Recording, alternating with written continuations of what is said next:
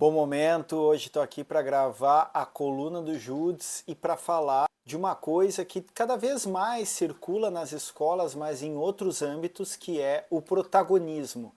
Protagonismo é um conceito que começa a aparecer muito no mundo das escolas, no mundo empresarial, para dar aquela ideia de, em um primeiro momento, o empoderamento, de trazer a pessoa, trazer o aluno para frente dos processos, para ele tomar as rédeas. Mas será que funciona exatamente assim? Quando a gente fala em protagonismo, a gente pensa em filmes, a gente pensa em teatro. E o protagonista é aquele que é o personagem principal. A primeira coisa que nos chama a atenção é o que o protagonista ele faz com que necessariamente existam coadjuvantes, ou seja, sujeitos que ficam num segundo plano. O protagonista, e eu vou falar aqui especificamente da escola, mas depois vou expandir essa ideia, o protagonismo escolar é essa ideia, então, que parece super revolucionária de trazer o aluno para frente do processo e ele se empoderar e ele tomar as rédeas dos processos educacionais. A verdade é que isso é uma modulação de um valor neoliberal muito importante e fundamental para que o sistema capitalista contemporâneo funcione do modo que funciona, que é a partir da competição. O protagonismo nada mais é do que um individualismo aplicado a um ambiente de trabalho, um ambiente escolar. Por que o protagonismo do aluno é um tipo de individualismo? Porque ele privilegia um determinado modo de ser aluno e, eventualmente, ligado também a um determinado modo de ser como presença de corpo, ou seja, o protagonista aluno normalmente ou invariavelmente é um homem, é um aluno homem, normalmente cis, normalmente branco. Por que isso? Porque nós somos ensinados na nossa sociedade que esse é o tipo padrão que deve liderar e tomar a palavra. As mulheres não, as minorias não, os negros não, mas sim pessoas brancas.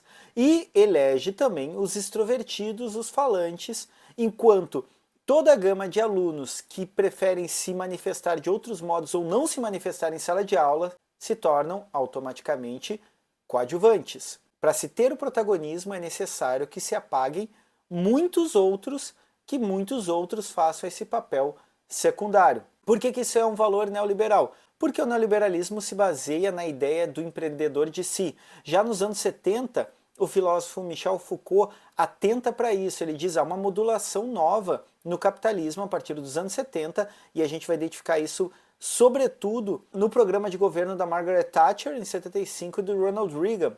Isso é muito bem notado por Pierre Dartot e Christopher Laval, que fazem o livro sobre neoliberalismo, um livro bastante interessante. Bom, o que o Foucault reconhece é o seguinte: é necessário, na cabeça de cada sujeito, ou seja, formar sua subjetividade, como se nós fôssemos empresas de nós mesmos. Aquela ideia de vender o peixe nada mais é do que uma formulação da noção de que nós somos empresas e por isso, como somos empresas no capitalismo, competimos o tempo todo uns com os outros.